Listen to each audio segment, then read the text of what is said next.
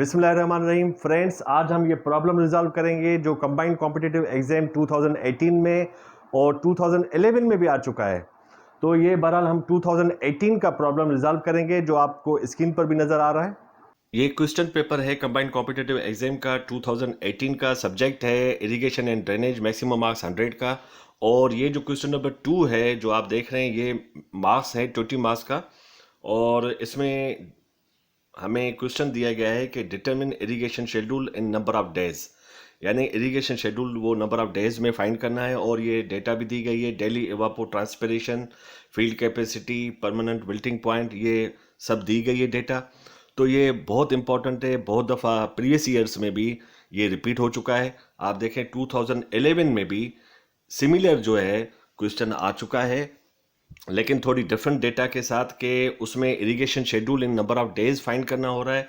और यहाँ थोड़ा वो चेंज करके, स्टेटमेंट चेंज करके ये कह रहे हैं कि after how many days irrigation supply will be, यानी इरिगेशन वाटर कब कितने दिनों के बाद सप्लाई। तो बात सेम है, irrigation schedule in number of days या हम सप्लाई करें वाटर इरिगेशन, वो बात एक ही होती है। तो इन्होंने थोड़ा सा डिफरेंट करके क्वेश्चन दिया है। तो डेटा भी वही सेम दी है, field capacity, permanent wilting point, लेकिन एवापो ट्रांसपिरेशन के बजाय इन्होंने कंजप्टिव यूज़ ऑफ वाटर दिया है। तो ये सेम चीज़ है, कंजप्टिव यूज़ ऑफ वाटर या डेली एवापो ट्रांसपिरेशन।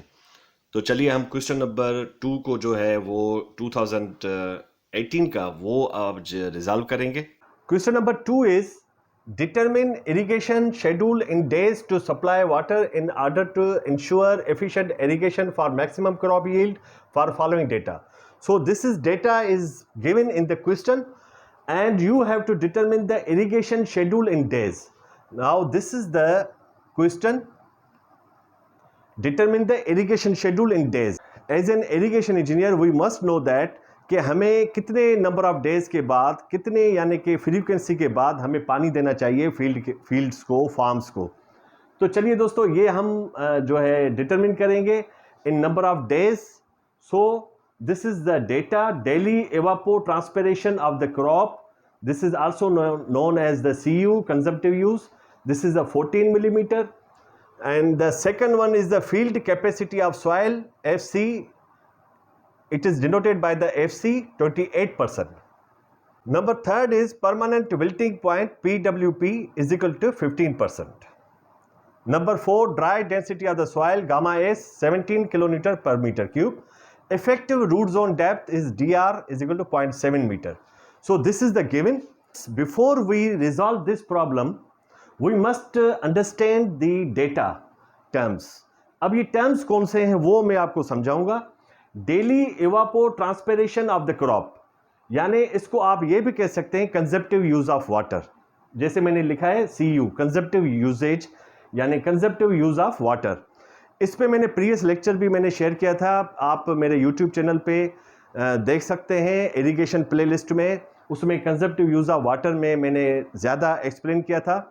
तो ये एवापो ट्रांसपिरेशन का मकसद ये है कि एवापोरेशन प्लस ट्रांसपिरेशन, जो पानी लॉस हो जाता है, वेस्ट हो जाता है एवापोरेशन के थ्रू और ट्रांसपिरेशन के थ्रू, तो उसको हम कहते हैं कंजप्टिव यूज ऑफ वाटर। वो डेली कितना यूज हो रहा है, कितना यानी पानी वेस्ट हो रहा है, वो हो रहा है 14 millimeter. सेकेंड टर्म है field capacity of soil, it is denoted by FC. Field capacity is 28% यानी 28%।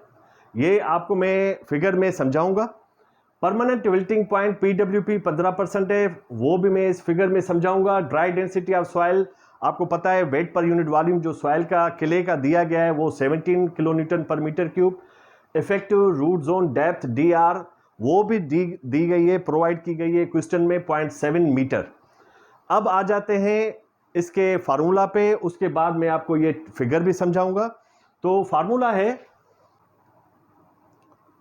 watering frequency is equal to depth of water divided by CU. DW is the depth of water, CU is a consumptive use जो हमें provide की गई है। ये formula आपको याद करना पड़ेगा, वाटरिंग फ्रीक्वेंसी, और ये नंबर ऑफ डेज में ही मिलेगी हमें, ये नंबर ऑफ डेज में मिलेगी। This will be answer. लेकिन हमें DW का पता नहीं है, डेप्थ ऑफ वाटर। तो डेप्थ ऑफ वाटर का अलग फार्मूला है, वो भी आपको याद करना पड़ेगा। Depth of water is equal to gamma s, यानी डेंसिटी ऑफ सॉइल, वो हमें ये प्रोवाइड की गई है, dry density of the soil 17 gamma s upon gamma डब्ल्यू, यानी density of water, multiply by D R, जो ये भी दी गई है, depth of root zone, multiply by field capacity minus optimum moisture content. तो ये फार्मूला है, एक ये फार्मूला है वाटरिंग फ्रीक्वेंसी फाइंड करने के लिए। लेकिन DW जो है, डेप्थ ऑफ वाटर, वो हमें इस फार्मूला के तहत हमें फाइंड कर सकते हैं। Density of water we must know that कि 1 ग्राम पर सेंटीमीटर क्यूब होता है, और 1000 जो है वो किलोग्राम पर मीटर क्यूब होता है।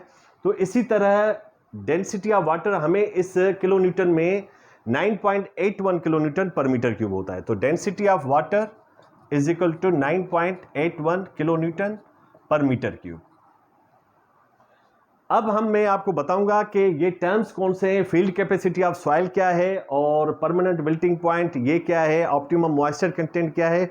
These all the water content, moisture content, ठीक है। मॉइस्चर कंटेंट कहें या वाटर कंटेंट कहें, मीन्स जो अवेलेबल वाटर है उसके बारे में हम डिस्कस करेंगे। तो इस फिगर में आते हैं। So this is the figure of the soil. Field capacity यानी field capacity of the soil क्या होती है? The amount of water available in the soil is known as the field capacity. It is the maximum amount of water available in the soil.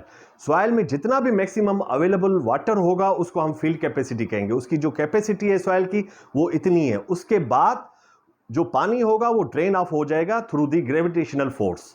यानी जितना भी आप soil में पानी डालें, डेफिनेटली इरिगेशन वाटर अप्लाई होगा, उसके बाद सॉइल में मैक्सिमम पॉइंट जो होगी, उसके बाद वो पानी ड्रेन ऑफ होना शुरू हो जाएगा थ्रू द ग्रेविटेशनल फोर्स। तो ये फील्ड कैपेसिटी एक वाटर कंटेंट की मैक्सिमम पॉइंट दी गई है कि इतना जो है पानी सॉइल में अवेलेबल हो सकता है, रह सकता है, इसके बाद वो ड्रेन ऑफ हो जाएगा। तो ये आप देखें, ये सॉइल है और ये जो मैक्सिमम पॉइंट है सारा यहाँ से लेके सॉइल से यहाँ तक फील्ड कैपेसिटी है। यानी यहाँ से यहाँ तक अवेलेबल जो वाटर है वो फील्ड कैपेसिटी होगा। ये तो क्लियर हो गया। अब आ जाते हैं available moisture content. Available moisture content यहाँ से जहाँ से परमानेंट विल्टिंग पॉइंट होगी वहाँ से फील्ड कैपेसिटी तक हमारा अवेलेबल मॉइस्चर कंटेंट होगा। और यहाँ पर रेडली अवेलेबल मॉइस्चर कंटेंट ये जो होगा वो ऑप्टिमम मॉइस्चर कंटेंट से फील्ड कैपेसिटी तक ये हमारा रेडली अवेलेबल मॉइस्चर कंटेंट होगा। और यहां पर है देखिए परमानेंट विल्टिंग पॉइंट। ये है permanent wilting point. Actually permanent wilting point is that point where there is no any water available. Actually some water is available but roots are not extracting easily from this point. यानी ये जहां पर आप देखें crop जो है, plant जो है वो मुरझा जाए, उसको हम कहेंगे विल्टिंग पॉइंट, विल्टिंग कोएफिशिएंट। तो ये परमानेंट विल्टिंग पॉइंट जो है यहाँ से रूट्स जो है पानी एक्सट्रैक्ट नहीं कर सकती। तो ये हमारी परमानेंट विल्टिंग पॉइंट है। और यहाँ पर आप देखें ये रेडिली अवेलेबल मॉइस्चर कंटेंट है। तो ये रेडिली अवेलेबल मॉइस्चर कंटेंट वो पानी है जो रूट आराम से ले सकती है, रेडिली यानी इजीली एक्सट्रैक्ट कर सकती है। टोटल अवेलेबल मॉइस्चर कंटेंट हमारा ये है। देखें अवेलेबल मॉइस्चर कंटेंट इतना है PWP से लेके FC तक। लेकिन अवेलेबल मॉइस्चर कंटेंट रूट्स हमेशा नहीं लेती, 75% लेती है। तो वो होता है रेडिली अवेलेबल मॉइस्चर कंटेंट। तो चलते हैं हम इस प्रॉब्लम को रिजॉल्व करने के लिए इस फार्मूला के तहत, क्योंकि इसकी हमें वैल्यू जब मिलेगी डेप्थ ऑफ वाटर की तो ये पुट करेंगे इस फार्मूला में dW/CU। तो हमें नंबर ऑफ डेज मिल जाएंगे कि कितने नंबर ऑफ डेज के बाद हम इरिगेशन वाटर्स सप्लाई करेंगे या अप्लाई करेंगे। तो इसलिए मैं आपको ये बताऊं कि DW हमें फाइंड करने के लिए डेंसिटी ऑफ द सॉइल ये पता होना चाहिए, ये सबकी वैल्यू पता होनी चाहिए। इसकी वैल्यू पता है, density of soil, density of water, DR ये भी पता है, FC भी पता है, OMC पता नहीं, ऑप्टिमम मॉइस्चर कंटेंट। तो हम इसी फिगर से ऑप्टिमम मॉइस्चर कंटेंट फाइंड कर लेंगे। तो optimum moisture content is equal to FC field capacity minus readily available moisture content. तो ये आप देखें OMC किसके बराबर है, field capacity minus readily available moisture content. तो ऑप्टिमम मॉइस्चर कंटेंट की डेफिनेशन ये है कि difference between field capacity and readily available moisture content. आप फिगर में देखें, टोटल जो वाटर है वो फील्ड कैपेसिटी है, मैंने जैसे पहले आपको बताया। अब ये field capacity total available water है सॉइल में, उसमें से अगर माइनस कर दें ये रेडिली अवेलेबल मॉइस्चर कंटेंट यहाँ से यहाँ तक वाला, तो आप देखें ये readily available moisture content minus कर दें तो हमें ऑप्टिमम मॉइस्चर कंटेंट मिलेगा ये यहाँ तक। तो ये ऑप्टिमम मॉइस्चर कंटेंट हमें तब मिलेगा जब हम field capacity total available water soil को हम अगर इससे माइनस कर दें रेडिली अवेलेबल मॉइस्चर कंटेंट को, तो हमें ऑप्टिमम मॉइस्चर कंटेंट मिल जाएगा।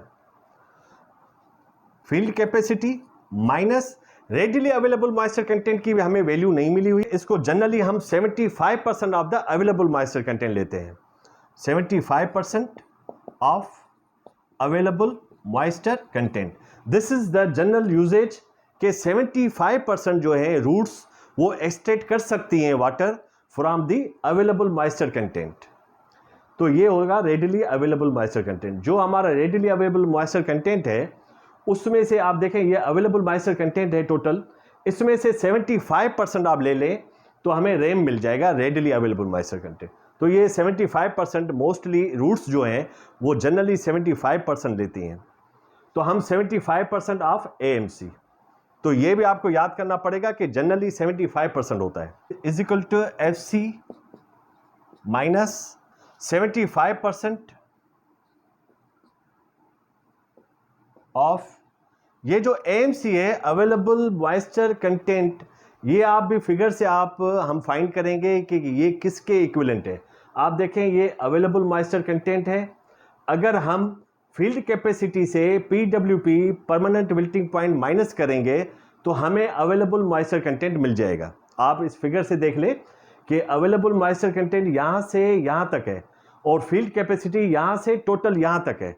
तो अगर फील्ड कैपेसिटी से परमानेंट विल्टिंग पॉइंट माइनस कर देंगे तो हमें अवेलेबल मॉइस्चर कंटेंट मिल जाएगा। तो field capacity minus permanent wilting point FC minus 75%। FC क्या है वो गिवन है, field capacity 28% minus permanent wilting point है 15%। FC की वैल्यू है फील्ड कैपेसिटी की 28 माइनस 75% मल्टीप्लाई बाय 28 में से 15 माइनस होंगे तो 13 होगा।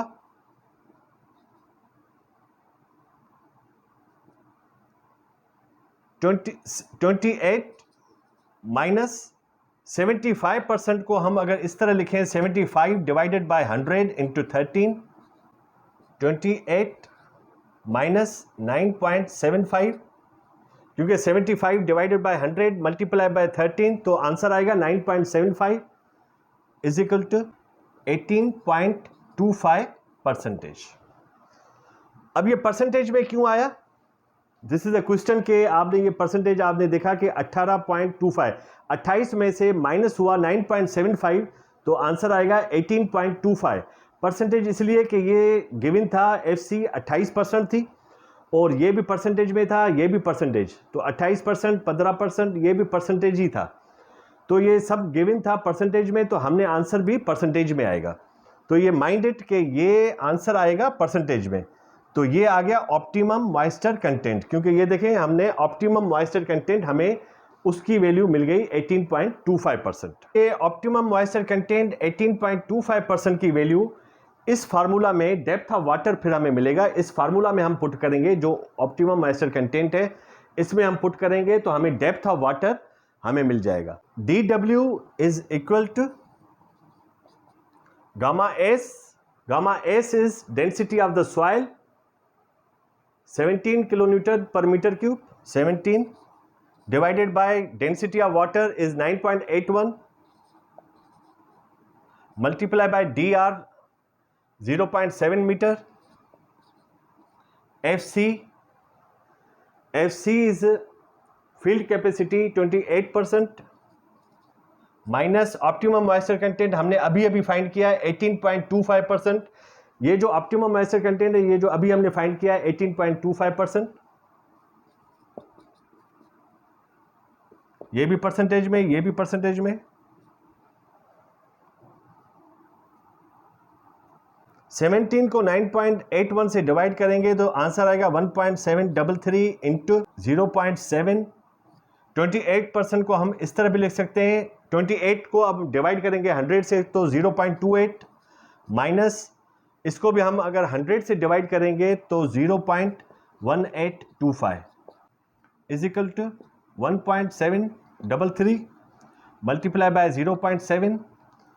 इसको 0.28 को माइनस करेंगे 0.1825 से तो आंसर आएगा 0.0975 इज इक्वल टू 0.1183 मीटर।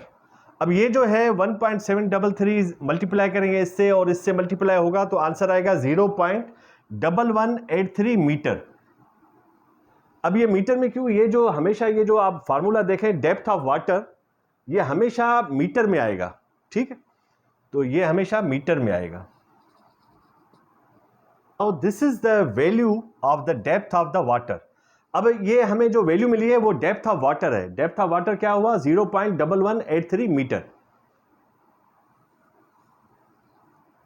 जो हमें इस फार्मूले से मिली। अब हम यही वैल्यू पुट करेंगे वाटरिंग फ्रीक्वेंसी dW/CU में, dW में वैल्यू पुट करेंगे तो हमें नंबर ऑफ डेज मिल जाएगा, हमें आंसर मिल जाएगा। वाटरिंग फ्रीक्वेंसी को हम इस तरह भी लिख सकते हैं, FW is equal to dW/CU। dW की वैल्यू क्या है, 0.1183 डिवाइडेड बाय कंसेप्टिव यूज, वो हमें गिवन है कंसेप्टिव यूज 14 मिलीमीटर, पर यहां पर हमने मीटर में लिखा है तो इसको भी हम मीटर में ही कन्वर्ट करेंगे।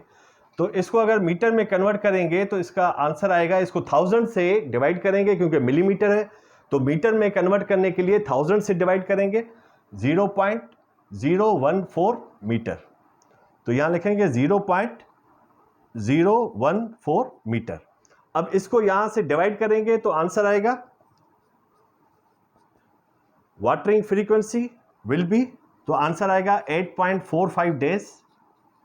This is not the complete days, round about में we may say that 9 days. This is the answer of the question. Means after 9 days we will supply the irrigation water to the soil. यानी अपनी field को 9 days के बाद ही हम पानी provide करेंगे, irrigation water provide करेंगे।